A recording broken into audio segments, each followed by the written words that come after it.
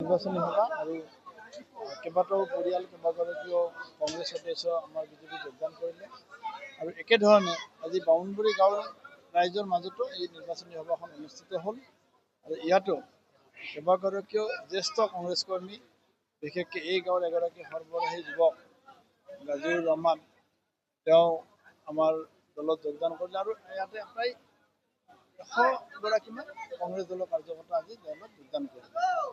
মই প্ৰতিগৰাকী কাৰ্যকৰ্তাক অভিনন্দন জনাইছোঁ আৰু মই সমূহ বৰক্ষেত্ৰীবাসী ৰাইজক আহ্বান জনাইছোঁ যিটো উৎসাহ যিটো উদ্দীপনাৰে ৰাইজ এইবাৰ ওলাই আহিছে হিমন্ত বিশ্ব শৰ্মা ডাঙৰীয়াৰ নেতৃত্বাধীন চৰকাৰখনত বিজেপি চৰকাৰখনত আমাৰ বৰক্ষেত্ৰী সমষ্টিত এইবাৰ বিপুল ভোটৰ ব্যৱধানত জয় কৰাৰ সংকল্প লৈ মই বৰক্ষেত্ৰীবাসী ৰাইজক ধন্যবাদ জনাইছোঁ আৰু অহা 9 তাৰিখে আৰু অধিক উৎসাহেৰে আহি আমাক জয়যুক্ত কৰাৰ কাৰণে আহ্বান জনাইছোঁ। আমিতো কৈছোঁ যে আমাৰ ইছ্যু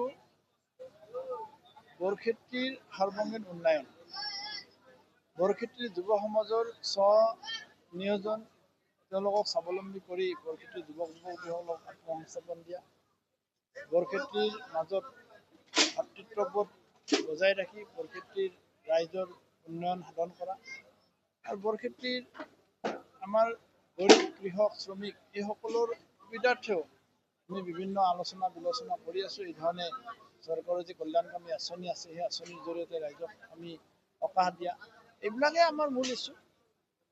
মূল কথা হ'ল হিমন্ত বিশ্ব শৰ্মাৰ নেতৃত্বাধীন চৰকাৰখন যেতিয়া থাকিব অট'মেটিকেলি উন্নয়ন হ'ব।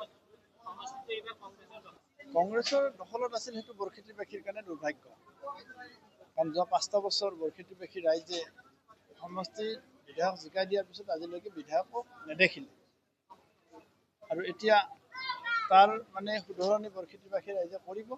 এই কথা যোৱা পঞ্চায়ত নিৰ্বাচনত স্পষ্ট কৰি দিছে। আমি প্ৰায় 4টা জিলা পৰিষদ মিলি 55,000 ভোটৰ ব্যৱধানত বৰক্ষেত্ৰী সমষ্টি ৰাইজে জিকাই দিছে। এতিয়া তাতকৈ বহু ভোটৰ ব্যৱধান বাঢ়িব। নিশ্চয় এটা ভাল অনুভৱ।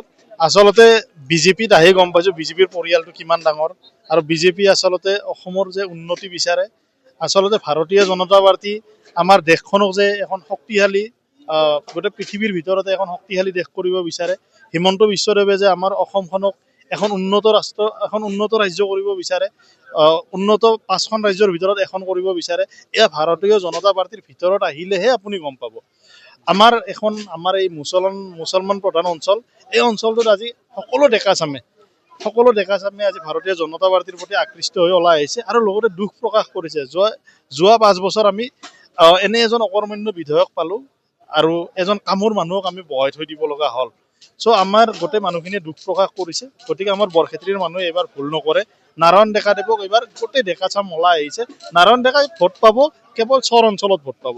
আজি আপুনি জানে কংগ্ৰেছ কৰিব লাগিলে হয়তো আপোনাৰ কোনোবা বংশ বুনিয়াদ বহুত কংগ্ৰেছৰ ডাঙৰ লিডাৰ থাকিব লাগিব, নতুবা আপুনি সেই বিশেষ সম্প্ৰদায়ৰ পৰা প্ৰতিনিধিত্ব কৰিব লাগিব। সাধাৰণ ঘৰৰ মানুহে আজিৰ দিনত কংগ্ৰেছত নাথাকে আৰু যদি আছে মই আজি আহ্বান জনাইছোঁ সাধাৰণ শ্ৰেণীৰ মানুহে কংগ্ৰেছ কৰি লাভ নাই। আপোনালোকে আহক, ভাৰতীয় জনতা পাৰ্টিত যোগদান কৰক। এই দেশখন শক্তিশালী কৰাৰ স্বাৰ্থত, এই দেশখন উন্নয়নৰ স্বাৰ্থত আহক। ধন্যবাদ।